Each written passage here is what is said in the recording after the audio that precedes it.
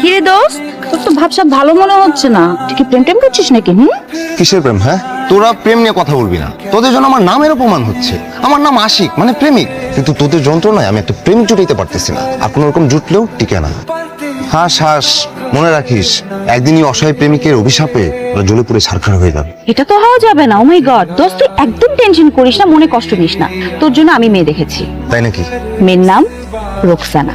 মেয়ে গ্রামে থাকে, একটাই সমস্যা, মেয়েটা প্রেগনেন্ট। মজা নিচ্ছিস না?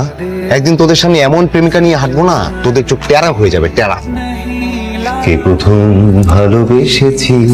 হ্যালো, কিরে কই তুই ক্যাম্পাসে আসবি না? আর বলিস না দোস্ত, আমার অবস্থা তো খুব খারাপ। কেন, কি হয়েছে?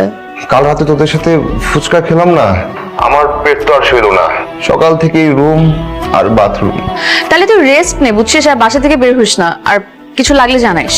আচ্ছা দোস্ত, রাখি। হ্যাঁ, কথা ছিল দেখা হবে, দেখা হলো না। মুনিয়ার কথা তার শোনা হলো না, দেখা হলো না, শোনা হলো না। কথা ছিল দেখা হবে। তোরা মুনিয়ার কথা জানলি কি করে? দোস্ত, আমরা দুজন ভাবলাম আমাদের বন্ধুর জীবনে তো একটা প্রেম দরকার, তো সে একটা প্রেম করুক। সে প্রেম করে আমাদের দুইজনকে না জানায় ডেটে পর্যন্ত চলে আসছে, আর আমরা কিছুই জানি না।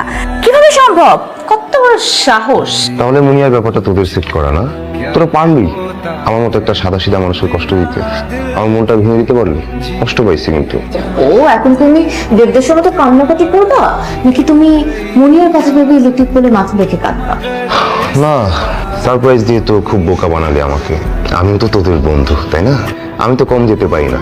তোদের জন্য আমার একটা ছোট্ট সারপ্রাইজ। সারপ্রাইজ? মিট মাই লাভ।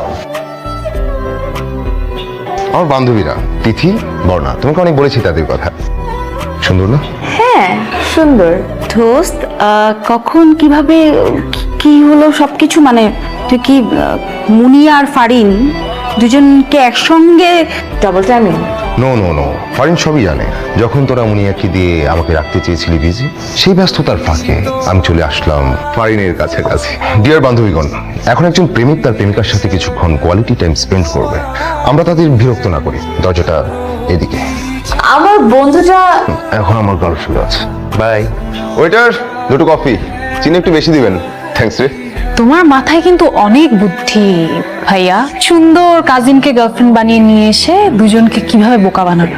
ওদের চেহারা না দেখার মতো ছিল, মানে আমার তো মনে হয় 7 দিন ঘুমাতেই পারবে না। যখন ওই মেয়ে, মানে ওই মুনিয়া মেয়েটা নিজে থেকে আমাকে কল দিল, আর আজ যখন আমি বললাম আমার পেট খারাপ, ওরা মেনে নিল, তখনই আমি বুঝতে পারছি something is very very wrong. তাই তোকে আমি দেখা নিয়ে আসলাম। আইডিয়া কিন্তু খারাপ না, তবে কফিতে কাজ হবে না। আমাকে বড় সড়ো একটা ট্রিট না দিলে আমি এখান থেকে যাবো। অবশ্যই।